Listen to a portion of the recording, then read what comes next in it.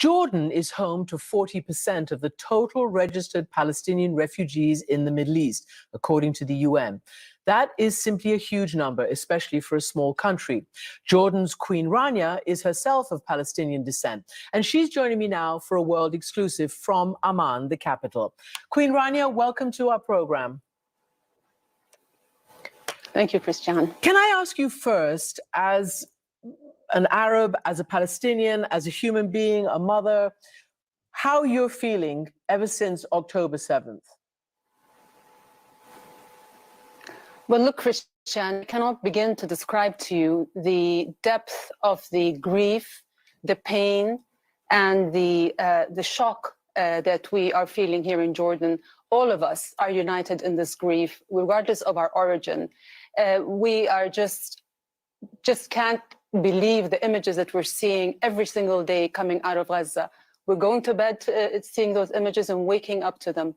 You know, I don't know how to, you know, as a mom, we've seen Palestinian mothers who've had to write the names of their children on their hands because the chances of them being shelled to death, of their bodies turning into corpses, are so high.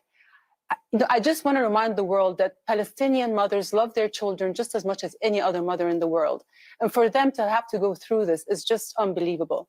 And equally, I think the people all around the Middle East, including in Jordan, we are just shocked and disappointed by the world's reaction to this catastrophe that is unfolding. In the last couple of weeks, we have seen, you know, a glaring double standard in the world. When October 7th happened, the world immediately and unequivocally stood by Israel and its right to defend itself and condemned the attacks that happened. But what we're seeing the last couple of weeks, we're seeing silence in the world. Countries have stopped at just expressing concern or acknowledging the casualties, but always with a preface of declaration of support for Israel. And are we being told that it is wrong to kill an entire family at gunpoint, but it's okay to shell them to death? I mean, there is a glaring double standard here, and it is just shocking to the Arab world. This is the first time in modern history that there is such human suffering, and the world is not even calling for a ceasefire.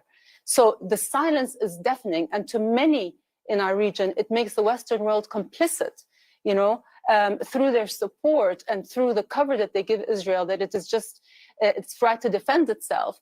Many in the Arab world are looking at the Western world as not just tolerating this, but as aiding and abetting it. And this is just horrendous, and it's deeply, deeply disappointing to all of us. Queen Rania, I'm going to ask you more about this and go deeper into this, into your feelings about this. But first, I want to ask you, the Israelis are shocked to their core, the grief, what happened to them has never happened in that way since the Holocaust. And they are shaken to their core, as I said, and the grief. I just want to get from you what you felt on October 7th. Well, of course, I was shocked. And, Jordan has made his position very clear. We condemn the killing of any civilian, whether Palestinian or Israeli. That is Jordan's ethical and moral position. And it's also the position of Islam. Islam condemns the killing of civilians. As my husband mentioned recently, the Pact of Omar, which was issued on the gates of Jerusalem 15 centuries ago, that's 1,000 years before the Geneva Conventions, orders Muslims not to kill a woman, child, or elderly person, and not to destroy a tree or hurt a priest. And so this is what we believe are the rules of engagement at time of war, but they need to apply to everybody. So yes, there was the shock and there is the condemnation, but why isn't there equal condemnation to what is happening now? I just want to emphasize that what happened on this conflict did not begin on October 7th, although it has been being portrayed as that. Most networks are covering the story under the title of Israel at War. But for many Palestinians on the other side of the separation wall, on the other side of the barbed wire, war has never left. This is a 75-year-old story, a story of overwhelming death and displacement to the Palestinian people. It is a story of an occupation under an apartheid regime that occupies land, that demolishes houses, confiscates land, military incursions, night raids. The context of a nuclear-armed regional superpower that occupies, oppresses, and commits daily documented crimes against Palestinians is missing from the narrative. Queen Rania? For too long, Palestinians' life...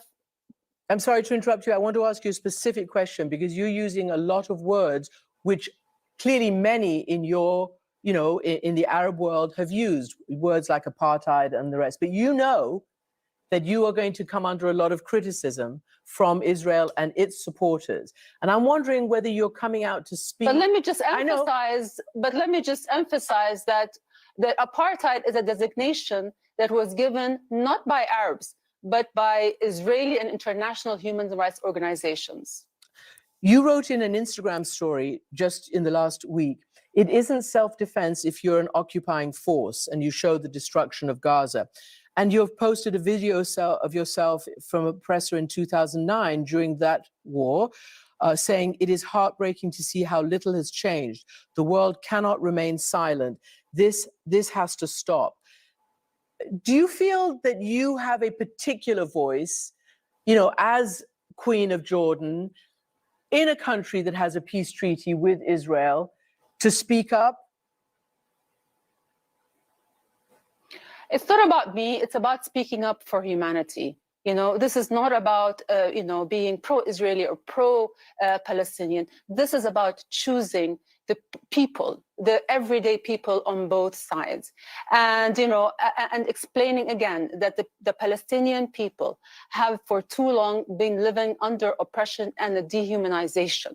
They suffer daily indignities and human rights violations, whether they're being jailed or humiliated or harassed. They do not have freedom of movement. There are over 500 checkpoints scattered all over the West Bank. You have a separation wall, which is deemed illegal by the International Court of Justice, that has separated the territories into 200 disconnected enclaves. And, you've seen the aggressive expansion of settlements on Palestinian land. And those have interrupted the territorial contiguity of the territories and has deemed an autonomous, independent Palestinian state not viable. So you are seeing all these, this is the background of this conflict. There's a hyperfixation on Hamas now because of what happened the last couple of weeks. But this is a problem that far precedes Hamas and continue after Hamas. This is a fight for freedom and for justice. And that is what needs to be heard. Can I ask you this question then? Because, quite a brave, I think she's Saudi anyway, a journalist on the Saudi television network Al Arabiya, took this and hammered Khalid Mashal, the former head of Hamas, and said to him, the butchery, well, that's my word, but she said, what everybody's seen on their screens has turned the world away from the Palestinian cause. And just to expand, people are saying Hamas and what it did has brought this down on these poor people of Gaza. Do you accept that?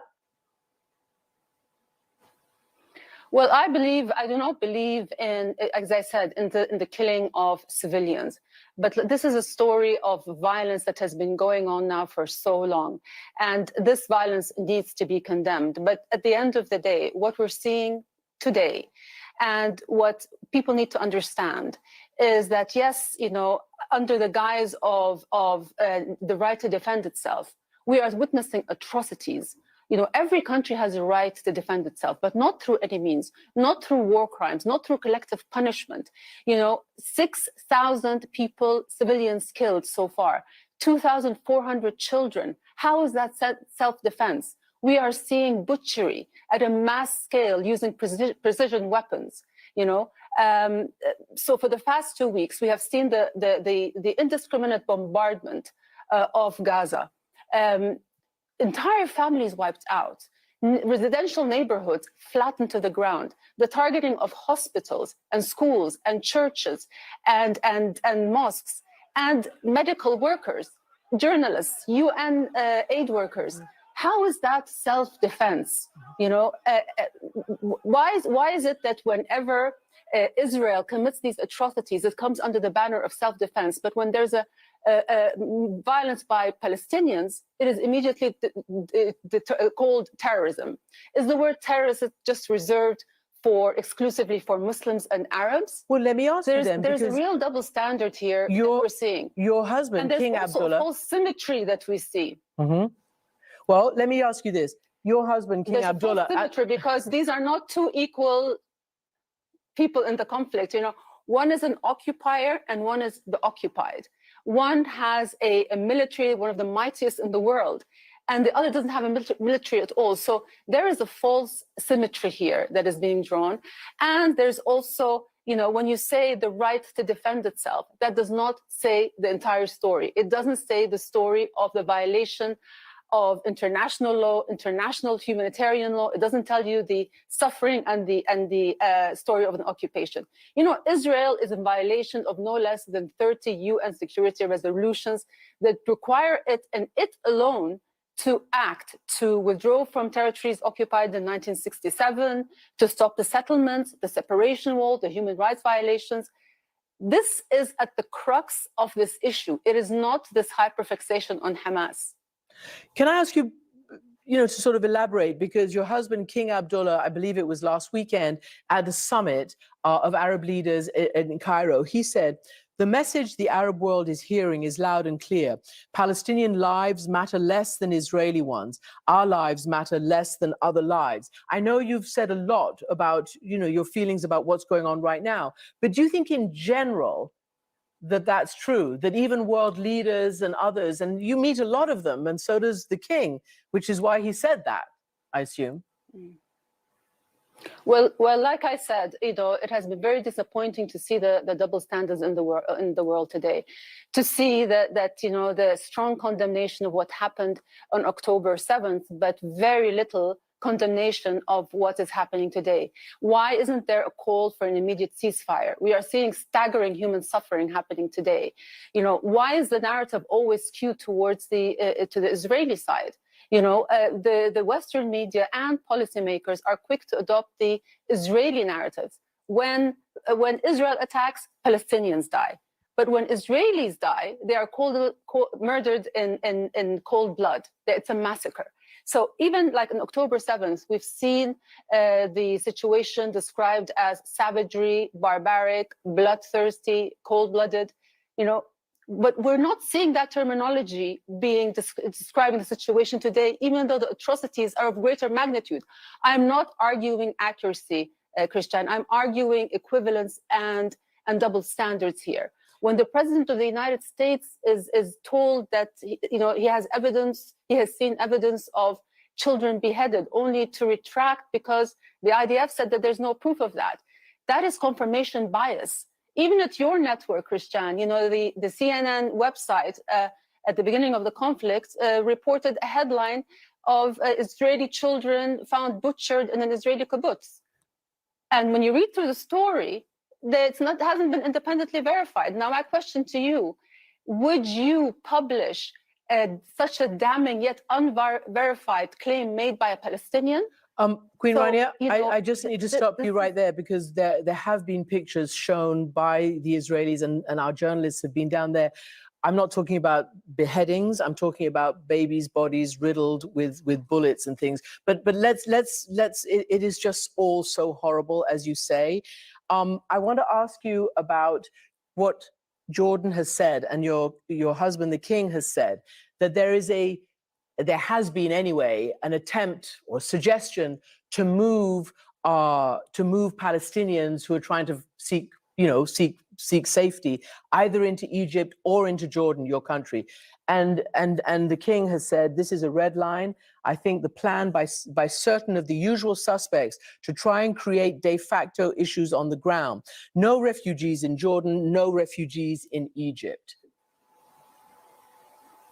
Well, look, the people of Gaza now are facing two choices. Either they leave or they face death or collective punishment. So essentially, they're giving a choice between expulsion or extermination, between ethnic cleansing and genocide. And no people should be given have to face that kind of choice. And what my husband was referring to is the people of Palestine of Gaza should not be forced to be moved again. Most of the residents of Gaza are already refugees, and right now at least 1 million have been displaced from their homes. So we do not want another mass displacement of Palestinians like what happened at the Nakba in 1948. And that's what my husband meant about this being a red line. The Palestinians have the right to remain on their land. Yeah, because they were concerned about so-called forcible transfer and never being allowed to come back. There have been quite a lot of protests in your own country, as in many other parts of the world. And you have explained what is shaping up, and that is a very different narrative about what's happening depending on what part of the world people come from and certain leaders come from. There's a most definite taking of sides that's absolutely going on, as you illustrated. What about, though, or are you kind of used to it now and have to manage it, the protests on the street, even against the 1994 peace treaty? Are you concerned about the anger and the wider war or the wider instability in countries like yours or in others around the region? Well, you would be concerned if there's division, but we are absolutely united in our stance. We all believe in the same thing. We are all feeling the same pain. We all want the same thing. And so I think there's a lot of unity in the Arab world. And as I said, there is a sense of, do our lives matter less? You know, why is it that when people are coming to represent, the Palestinian issue, at the top of an interview, they have to have their humanity cross-examined. They have to present their moral credentials. You know, do you condemn? And we don't see, Israeli officials being asked to condemn. And when they are, people are readily accepted by our right to defend ourselves. I have never seen a Western official say the sentence, Palestinians have the right to defend themselves. And so, we are seeing this. When even in Western democracies, freedom of speech is apparently a universal value, except when you mention Palestine. When people gather in support of Israel, they're exercising their right to assembly. But when they gather for Palestine, they are deemed terrorist sympathizers or anti-Semitic. So you're seeing these double standards. And it's creating a lot of disillusionment in the Arab world and in many who are just seeing the injustice. And I just want to emphasize, Christiane, that at the end of the day, there is no military solution to this issue. Wars are never won. There are always losses on all sides. Victory is a myth that politicians make in order to justify immense loss of life. There can only, even if Israel goes and defeats every last or kills every last Hamas member, then what? Haven't they left a trail of terrible memories, horrific memories, that will just create a new generation of resistance that is fiercer and more violent? Because at the end of the day, you can only have a political resolution to this. And my husband has for so long always emphasized that there can be no peace and stability in the Middle East without a political resolution. So even if you're an ally to Israel, you are doing it no service by giving it blind support. Well, we hope expediting and expanding the provision of lethal weapons to Israel is only going to expand this conflict. It's only going to prolong and deepen the suffering. There can never be a resolution except around the negotiating table, and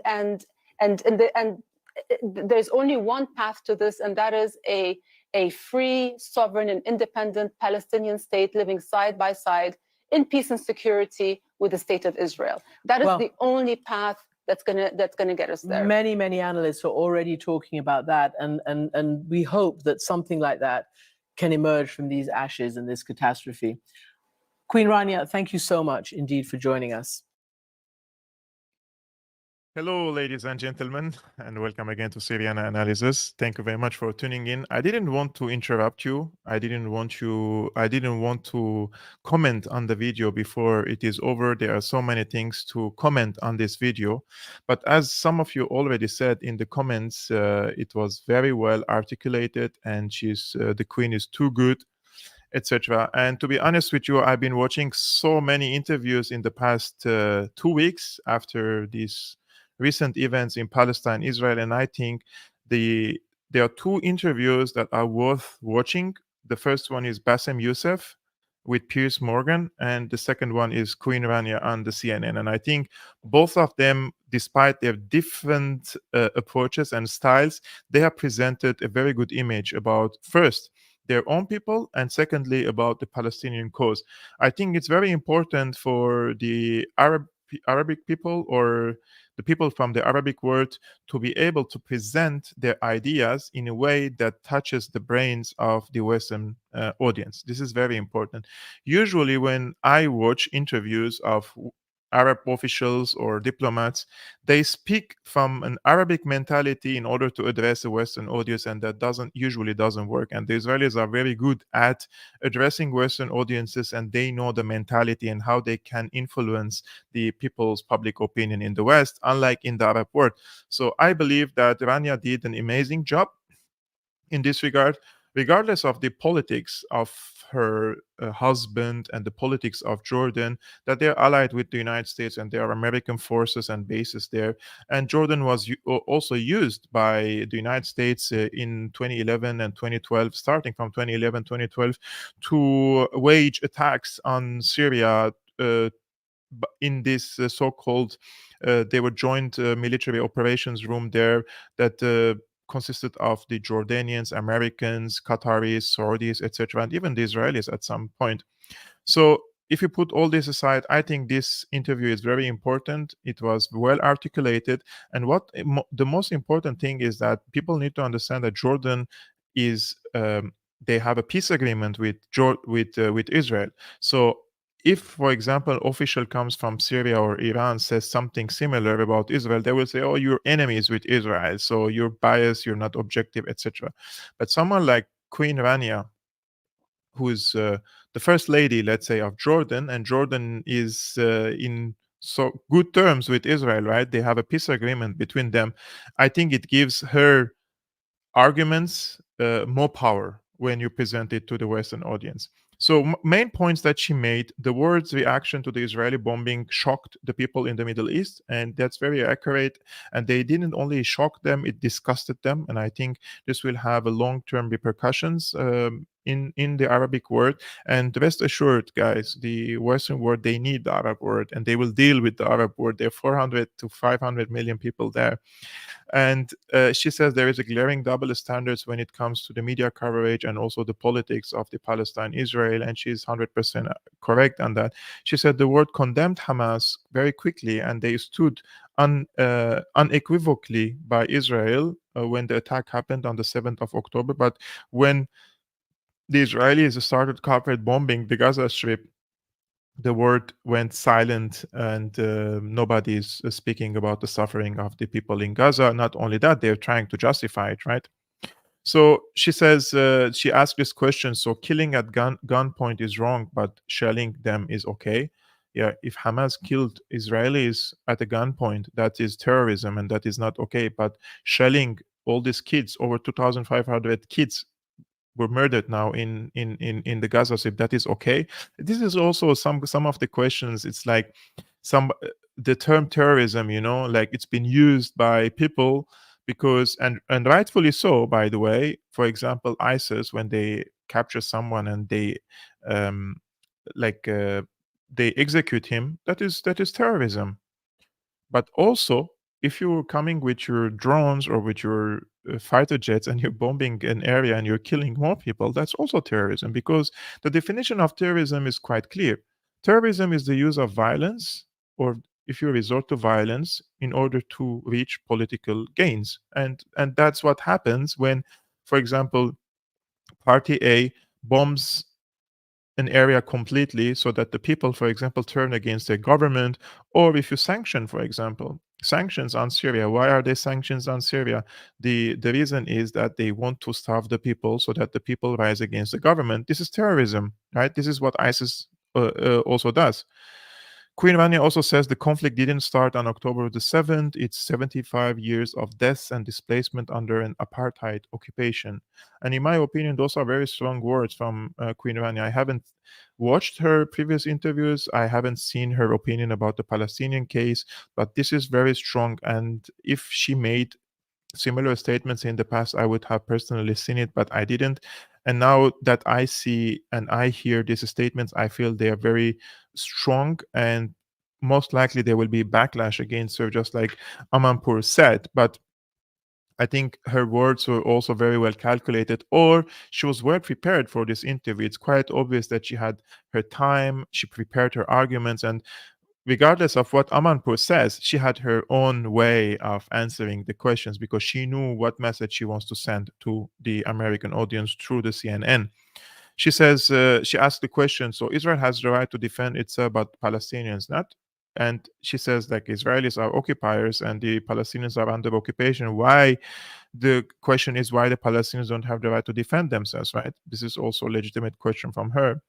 And then she mentions the framing of the demonstrations in the Western world. For example, if you are demonstrating for Israel, it's a freedom of assembly. But if you're demonstrating for Palestine, then you are either pro-Hamas, or you're called a terrorist sympathizer, or even an anti-Semite.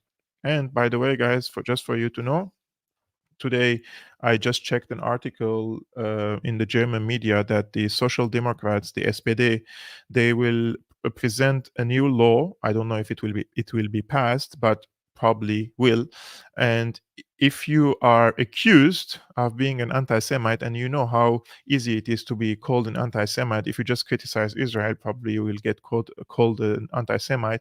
Or if you criticize Zionism, because they're equating between Zionism and Judaism or Semitism. Anyways, if you criticize Israel, you will probably be called an anti-Semite. So according to this German politician, if you criticize, or if you're accused of being an anti-Semite, or being ruled that you're an anti-Semite, then they can revoke your residence permit if you're a migrant or a refugee. And also, if you apply for German citizenship, and because they do background check, security check, right? And if they find out that you are an anti-Semite, according to their interpretation and according to their definitions, then you will not get a German passport as well, even if you work here and you pay taxes and you did all your let's say the preconditions to get that German passport. So it seems that we're heading to really dark times. But speaking of dark times, because this is also the information warfare, right? And we have addressed this issue so many times on Syriana Analysis. By the way, thank you guys for 170 people are watching now. Thank you very much, guys, for watching on YouTube. Also, there are plenty of people watching on Rumble. I'm broadcasting both on Rumble and YouTube at the same time. If you're watching me on YouTube, guys, when you finish this live interview, please do me a favor and subscribe also to my Rumble, just in case, because it feels to me that I'm going to be deplatformed soon from here as well. And Twitter has ghost banned me, whatever that means, recently, because of my bad attitude. I mean, I'm a very serious guy. I just present analysis, and I don't troll or try to, I'm not a populist person, and I'm just trying to spread information and knowledge about different things. But it seems that's not allowed nowadays, even though Elon Musk said that he is a free speech absolutist or something, but there is no freedom of speech anymore. Rumble, it seems for now, is still unprotected there, so I'm not shadow banned or something. So if you can, please subscribe there as well. So since we're speaking about this shadow banning and all this information warfare, it seems that the ambassador of ambassador of Israel to the UN, he was really pissed off yesterday, and he showed the world, because it seems that the sympathy for Israel is not going well, and there is so much talk about different narratives and different opinions, and the Israelis are suffering to convince the world about their narrative, and that's why they're paying for advertisements on Twitter, they're paying for advertisements on YouTube. If you walk in the streets here in Germany, you will see paid advertisements in the streets for us to feel sympathetic with Israel.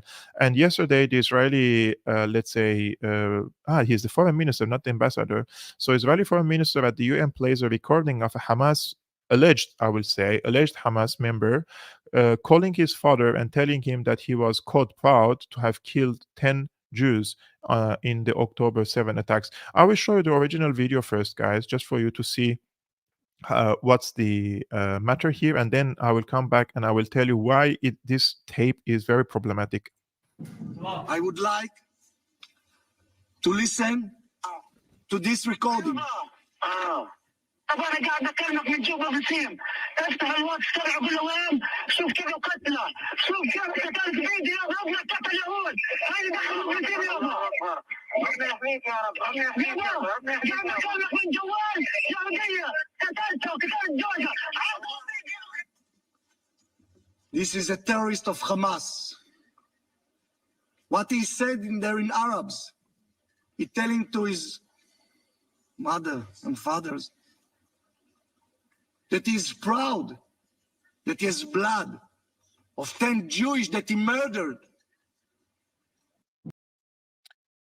So guys, according to the foreign minister of Israel, this is a tape of two Hamas operatives, or Hamas operative calling his father and his mother and telling them that he killed 10 Jewish people with his hands. And to be honest with you, I just made a quick comment on this under Mario Naufal. Look, I consider Arabic my second mother tongue. My first mother tongue is Armenian. I'm ethnic Armenian. I was born and raised in an Armenian family, but I was born in Syria, and I speak Arabic as fluent as Armenian, and even sometimes better. And to be honest with you, I only understood 2 words in this tape, this 20 seconds tape. I understood only 2 words: murdered in Arabic, qatla, and Yahud means Jews. This is the only 2 words I understood from this tape. The second thing that I realized in this tape is that the accent is very important, guys. It's look, I'm not denying that this may have happened, right? But when you present such a tape and you make such a big allegation, you have to support it with evidence. And when someone like me, a journalist, that I listen to Arabic music, Arabic Palestinian music, for example, and Palestinian arts, Palestinian YouTube channels, or Palestinians basically around me, right? I interact them and I know their accents, especially people from the Gaza Strip here also in Berlin. So this is not a Palestinian accent. Sorry. If you guys speak Arabic and if you know Arabic, please let me know in the comments below if you first understood anything other than 2 words that are murdered and Jews in Arabic, and if you think this is an Arabic accent. And secondly, I will come to another observation which was made by, this is a brilliant Twitter account that I already told you guys to follow, and I think you really have to follow this page as well on Twitter. And this is the recording again, and I will just, he made 3 observations here. One, so this phone call has been made basically by a Hamas operative who killed someone, a woman, in one of these settlements. He took her mobile, he unlocked it, he called his father, and his father picked up the phone. So he says, so this guy, apparently, whoever he is, this Hamas guy, he unlocked an Israeli phone. So he either used, I don't know what type of phone is it. You need maybe a password, or you need you to put your fingerprint right over it, or maybe a pupil check in order to break to the security. Second, you have to type manually the phone number of your dad, and third, your dad will pick up the phone call from an Israeli number. He says, I'm not saying it is impossible, but it's kind of weird. And I would say it's, again, there is a fourth observation here, that why this guy doesn't have his mobile with him, for example. I mean, if he's going to such an operation, he most probably has some communication device with him. And why would he even call his father and tell them what he did? He can tell them when he comes back. So there's so many questions about this. And this is the tape again. It is transcribed by Lord Bebo, whoever he is. He's a really good guy, apparently. And he yeah, let's see again if you can check the transcription. الو يابا يابا انا قاعد بكلمك من جوبا بسيم. افتح الواتس تبعه قول له وين شوف كيف القتله، شوف كيف قتلك فيديو يابا، ابنك قتل يهود، هاي دخلوا فلسطين يابا. الله اكبر، ربنا يحميك يا رب، ربنا يحميك يابا، ربنا يحميك يابا. قاعد بكلمك من جوال يهوديه قتلتها وقتلت جوزها. الله اكبر، الله اكبر ولله الحمد. الله اكبر ولله الحمد. يابا افتح الواتس شوف كيف قتلت يابا. افتح بتدفع عليك واتس قول له وين بروح. ربنا يوفقك بالسلامه يابا. يابا بسيم يابا، يابا والله 10 قتلت، 10 بيدي يابا. يابا على ايدي، اعطيني امي اعطيني امي. يما يما يحميك يما. طول الليل ادعي لك. 10 بيدي يما، طول الليل 10 يما بيدي قتلت. طول الليل ادعي لك، طول الليل ادعي لك. ربنا يرحمك بالسلامه يما. يما طول الليل ادعي لك. Guys, this is the most stupid shit I ever seen in my life. Believe me, I haven't seen anything like this before. I mean, there are so many things you can condemn Hamas, right? And you can also be so much way more smarter when you want to condemn Hamas and make the people believe that they are just like ISIS, right? There are so many things you can condemn Hamas with, but this tape is beyond ridiculous. And anyone with 2 functioning brain cells who understand Arabic, they will know that the Israelis are faking these tapes, most likely, I would say. And it for me, when I listen to such tapes, it makes me feel like this is only directed to the Western audience who do not even understand Arabic. But for someone like me and anyone from the Arabic street, just get anyone, 10 people, and make them listen to this tape and tell them those are Palestinians speaking, they would laugh. They would laugh at you. They would laugh to you, and this is. And also all the technicalities of this tape, right? Look, I am telling you, I'm not even defending Hamas. But when you want to push for such a propaganda, at least you have to be a little bit smarter. And it seems very ridiculous to me. And but the Israelis are being very, very nervous recently. As I told you, they are not really winning this information warfare. They are losing it. And apparently, the UN Secretary General Antonio Guterres, he said the Palestinian people have been subjected to 56 years of suffocating occupation. And he means after the 67 war. And the Israelis were very, very angry at him. Check. It is important to also recognize the attacks by Hamas did not happen in a vacuum. The Palestinian people have been subjected to 56 years of suffocating occupation. They have seen their land steadily devoured by settlements and plagued by violence, their economy stifled, their people displaced, and their homes demolished. Their hopes for a political solution to their plight have been vanishing. But the grievances of the Palestinian people cannot justify the appalling attacks by Hamas, and those appalling attacks cannot justify the collective punishment of the Palestinian people. For a very long time, I haven't heard logical words from the UN Secretary, from the UN General, the Secretary General of the UN like this. Yes, the Palestinians live under occupation, and 2, they are subjected into persecution and oppression, and like their daily lives is very, very difficult, guys. And at the same time, he said clearly that this didn't come from vacuum, but this doesn't justify Hamas attack. He said that. And then he also said the Hamas attack also doesn't justify the carpet bombing and the collective punishment of the Israelis on Gaza. He was fair, right, for both sides, but the Israeli diplomat was very, very furious. Check what he said. Mr. Secretary General, in what world do you live? Wow. Definitely, this is not our world.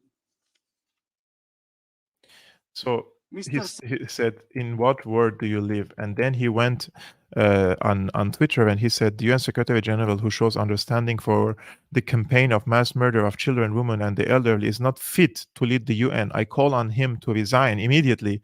Like, who are you to call on the Secretary General of the UN to resign? You're not in a position to call on that. He says there is no justification or point in talking to those who show compassion for the most terrible atrocities committed against the citizens of Israel and the Jewish people. There are simply no words. But this is not what the Secretary General said. He literally first said that this didn't come from a vacuum, and secondly, he said that this doesn't justify the attack from Hamas against Israel. But they are losing their minds. Believe me, this is very, in my opinion, they are going very hysterical nowadays, and this shows the domestic, I would say, how much Israel is now in a big trouble. You know, this attitude and this tone and this hysteria shows that Israel is in big trouble because of the situation. And how would they solve the situation now with the Gaza Strip? They're postponing the offensive, the ground invasion of Gaza for several times, and they're waiting for more American troops to come to the region. And now the Australians also sent their so-called special forces. The Germans sent their special forces to Cyprus. There is so much like massing of soldiers now in the region. So the Israelis apparently aren't able to fight alone in this war, or they're planning for expanding this war in the region and to develop it or push it into a regional war. And if it's a regional war, if it's Iran going to intervene, or Syria or Hezbollah, as I mentioned in the previous live streaming, then Israel will need its allies. So it is one of the two options. It's either Israel cannot wage this ground offensive against Gaza, so they need its allies, or the second, it's planning for expanding the war. And I lean for the second one, because they don't need all these special forces from Australia, from the United States, from Germany to wage a war against Gaza. They are, in my opinion, planning to expand the geography of this war. And today, while we speak now, guys, just a few hours ago, Israel bombed Aleppo International Airport again. And in my opinion, Israel is just provoking Syria so that Syria retaliates. And when Syria retaliates, rest assured that the Americans are coming to bomb Syria. And they have their aircraft carriers in the Mediterranean. And I think I saw today a reportage that says the United States has now over 220 cruise missiles in the Mediterranean. So they can destroy lots of military installations and strategic sites in Syria. I think that's the purpose. And I think that the Israelis want that. Now, this is again him after this clash with the UN Secretary General, and he's very angry. Check. This morning, when he started his speech at the Security Council by saying that Hamas attacks did not happen in a vacuum, this is really something that every decent person, it should be unfathomable for each and every one of us. Mr. Secretary General, the UN was established to prevent atrocities, to prevent such atrocities like the barbaric atrocities that Hamas committed. But the UN is failing. The UN is failing, and you, Mr. Secretary General, have lost all morality and impartiality. Because when you say those terrible words that these heinous attacks did not happen in a vacuum, you are tolerating terrorism. And by tolerating terrorism, you are justifying terrorism. Hamas, as the minister explained, beheaded babies, burned families, raped women, abducted kids, babies, Holocaust survivors. And the SG is blaming the victim? You are blaming Israel? This is a pure blood libel. This is a pure blood libel, and I think that the Secretary General must resign. Wow. First of all, the UN was established to avoid such atrocities. He's correct. But also not only against the Israeli side, but also from the Israeli side. And I can count countless atrocities committed by Israel, and I will need hours and hours and hours of live streaming to show you the atrocities that Israel has committed in the past decades. And secondly, just today, Israel bombed the Aleppo civilian international airport. This is an atrocity, unprovoked, right? But Israel likes to play victim all the time. And it's very difficult, as Bassem Youssef said the other day, it's very difficult to deal with Israel because they always play victim. And I haven't seen, he says, a victim that imprisons his enemy and keeps bombing them 24/7, and then they play victim. And the UN Secretary General, he literally blamed both sides, but you're not allowed to blame both sides. You have to side with Israel unconditionally, and you have to justify the crimes Israel is committing now in the Gaza Strip.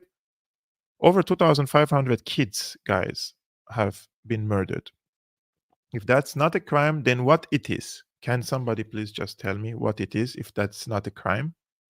And why the Israelis aren't showing their strength, since they are the fourth most strong army in the world, and go and wage this ground offensive against Gaza.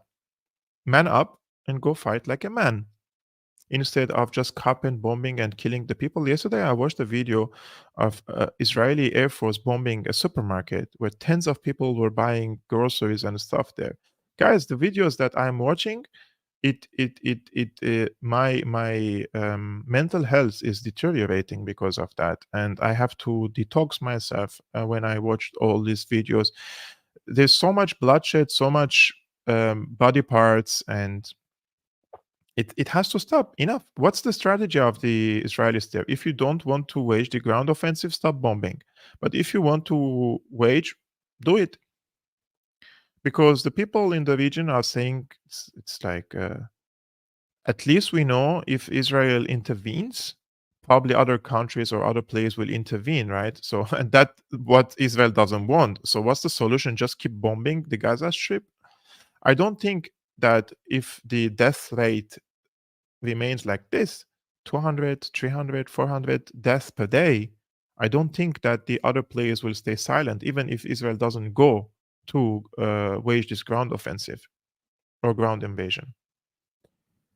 Hans, thank you very much for being for becoming a YouTube member. Guys, you can also become a YouTube member if you like to support my work. I think you can check it on your screen. You can see it. And thank you, Joy, for your generous support. And guys, if you like to support my independent work that I'm doing, the link is here on the screen. You can see you can become a patron.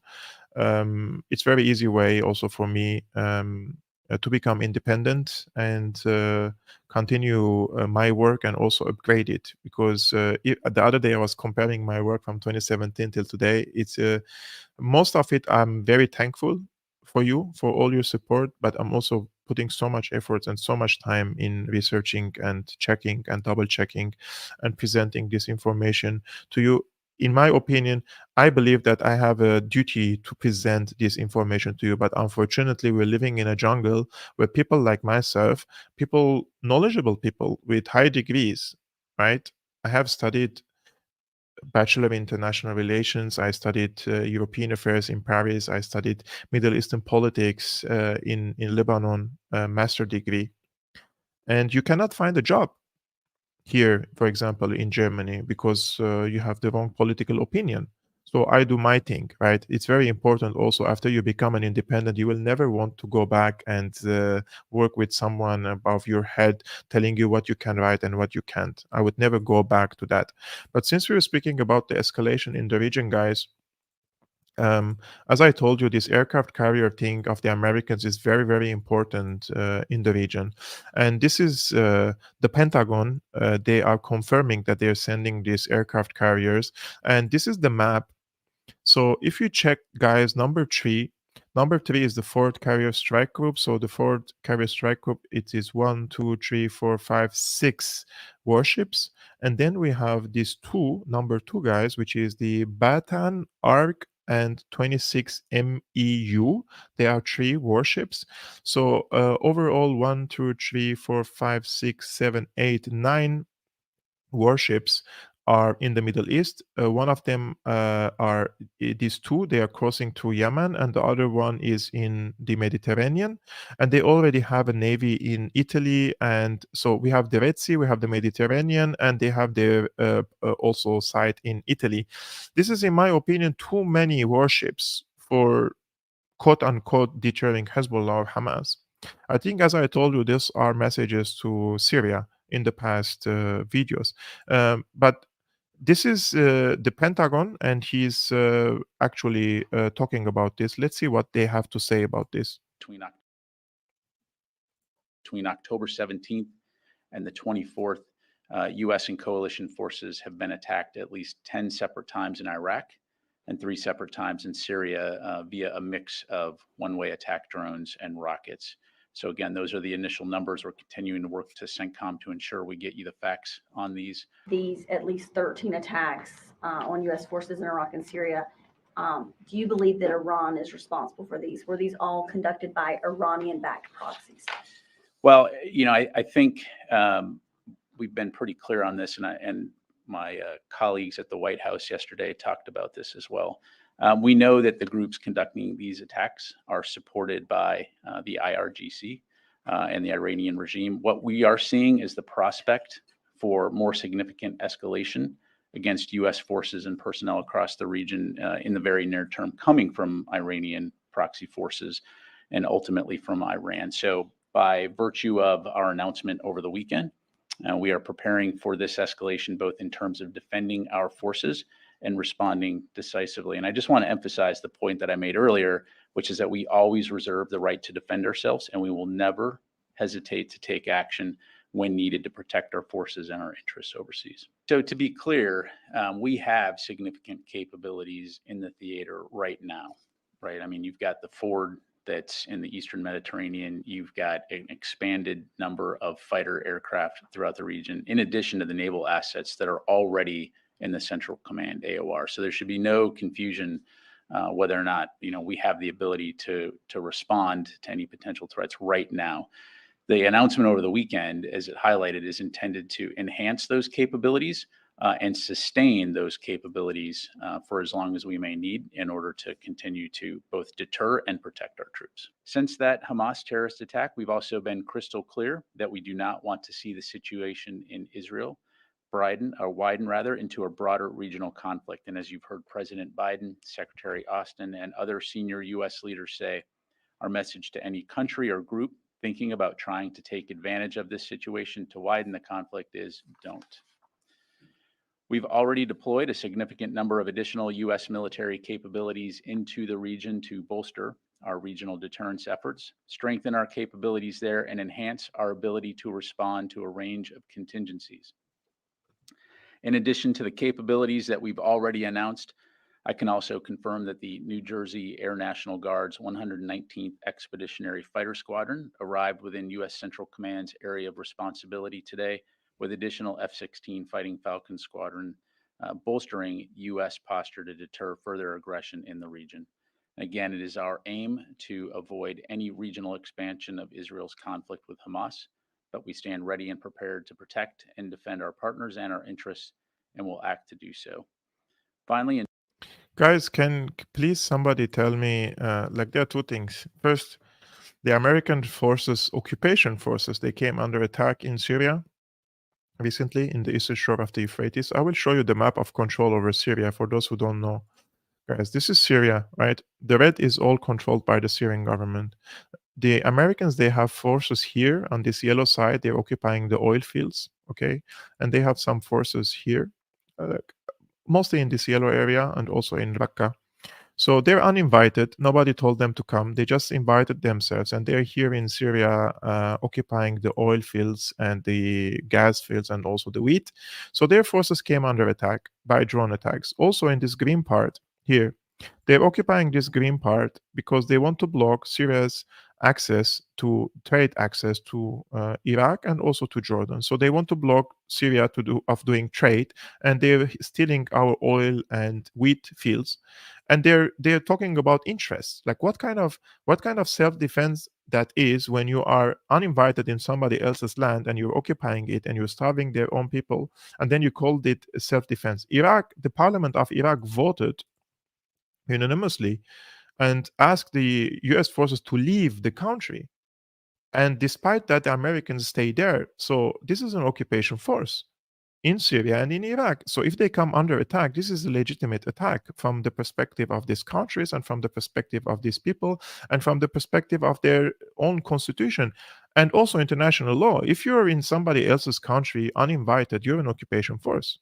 And if you come under attack, that is self-defense from this country. Is the same thing that they say that Israel is practicing, right? But the logic is so twisted here. I do not understand anymore in what world are we living. And lastly, there is a very interesting video by Rybar. Rybar is a Russian think tank, and this is Mikhail Zvinchuk. He's the head of the Russian think tank Rybar, and he says, and what is the purpose of such a group? He means the aircraft carrier, certainly not to support Israel and Palestine. Take a look. At the same time, the Americans are transferring aircraft carrier strike groups to the Mediterranean basin. Now the U.S. Navy's ship grouping in the Middle East already has 9 ships, and that, for a minute, is over 220 sea-based cruise missiles of the Tomahawk type. The radius they cover is now perfectly visible. And what is the purpose of such a grouping? Certainly not to support Israel and Palestine, and one gets the impression that it is being stockpiled in case not only this conflict escalates, but something else happens. For example, the Turks will rush to Syria and Iraq and start solving their long-standing disputes. Or a conflict with Greeks and Turks will break out in the Mediterranean Sea, and for the same purposes, most likely, now and transfer an additional contingent to the island of Cyprus, which will be engaged not so much in the area of the Israeli-Palestinian conflict, but to be kept in case of a sharp aggravation of the situation. And even if the American carrier strike groups will have nothing to do, still the Americans have accomplished the task. They have demonstrated strength and the ability to take and transfer a large number of troops in a short time in support of their partners, at least in words. Yep. I only disagree with him that the Turks will try to occupy more lands in Syria. I don't think that the Turks are going to wage that type of war. I think the main purpose of it is to tell these regional players, Syria, Hezbollah, Iran, that first, if you participate in this war against Israel directly, we're going to hit you. So they're trying to, from their perspective, to deter these attacks on Israel if the war is going to be expanded. But what if Israel itself expands this war, right? And forces these countries to retaliate or these players to retaliate? Then this is my analysis. I believe that Israel is planning on expanding this war. And I believe that's why there are so many forces being massed now in the region, from the Brits, from the Americans, and from the Germans. They're in the region for that purpose, not to protect their alleged so-called interests, but to protect Israel from any escalation of this war, which is probably is going to happen at this point. We have to see now when Israel is going to wage this ground offensive, because they delayed it for 2 weeks now. Once they blamed on the weather, and the second time they're waiting for more troops to come. But again, this head of the Rybar think tank, he says that Hamas and Islamic Jihad still have plenty of strength, and if there is a ground operation, they will give the Israelis a head start. This is the same thing that I told you guys. Don't underestimate, or people underestimate, the power of these groups. The thing is not only with you cannot let's say evaluate any army's strength just by how many weapons do you have or how many manpower do you have, but also your tactics. You have to see the style of fighting of these groups, who are mostly fighting guerrilla warfare. They're fighting fourth generation of asymmetrical warfare. They're relying on different tactics that the Israelis aren't able to match them, and that is why the Israelis do not want for Hezbollah to intervene in this conflict. But the Palestinians themselves, in my opinion, in the Gaza Strip, they have enough strength to repel this Israeli attack, unless something goes wrong. And if something goes wrong, we will see the intervention of Hezbollah. As for the Israeli-Palestinian conflict zone, so far Israel's land operation has not started. Once again, it is postponed. Once again, they say that it is about to start. But I repeat, the price of this conflict will be quite high, because in order to clean up the 2 million inhabitants of Gaza, where Hamas and Islamic Jihad militants now rule, a much larger contingent is needed than the Israeli army has now. Let's say the ratio of law enforcement forces to restore order in Gaza City of 2 million people should be 1 to 20. That is, there should be 100,000 men for 2 million. On top of that, to storm a city with 40,000 Hamas fighters, you need at least 3 times as much manpower and equipment, which is 40 to 3. And it turns out that at least 220,000 men, according to tactics and wartime laws, should be involved in this operation. And this is despite the peculiarities of the city, where there will be just a form war of ruins, which will consist of Palestinians popping out of tunnels, making nasty blows. Today, let's say, another bombardment hit Tel Aviv. And today basically calls one of the most vivid shelling of modern Israeli territory since the beginning of the conflict. So Hamas and Islamic Jihad still have plenty of strength. And if a ground operation is launched, they will give the Israelis a light. So guys, according to the estimates, Israelis need 220,000 soldiers to invade the Gaza Strip, and there are 40,000 Hamas fighters there. 220,000 is 2/3 of the Israeli army with the reservists. And if I want to be if I want to predict or if I want to analyze this, if they send 220,000 soldiers to Gaza, that means the northern part of Israel will lack defense, right? And in this case, if Hezbollah intervenes, Hezbollah has over 100,000 soldiers.